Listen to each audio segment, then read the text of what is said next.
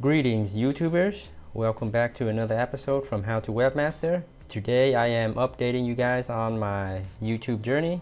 Today is roughly day 425 and I'm going to stop calling it day 400, day 500. It's getting kind of confusing, so I'm just gonna stick with the month. So it's July 2020, and this month, or the last 30 days, here are the stats. Made only 744, so it's less than the previous month, and the views is a little bit less as well. Also subscribers been down. Here's the current count, and let's check out SocialBlade stats.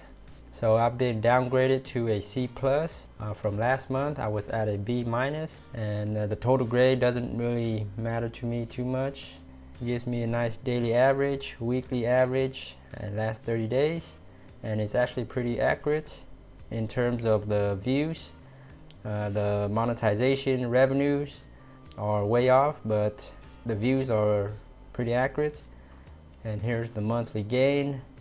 And this little issue here is I think I deleted a video or made it private, and then here I brought it back, so that's why it looks weird right here.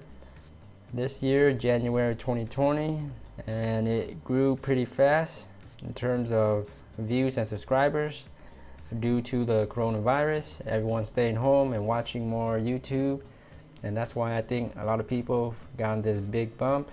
And at this current rate, SocialBlade predicted in 4 months I'm gonna get about 10,000 subscribers. At the current moment, this is July 24th, I only have 6,277, so I'm not sure how I'm gonna get the other 3,800 subscribers, since I'm getting about less than 500 subscribers a month. So it's gonna be interesting to see if this is true in 4 months, and that's pretty nice. Anyways, thank you for viewing, and until next time, happy YouTubing.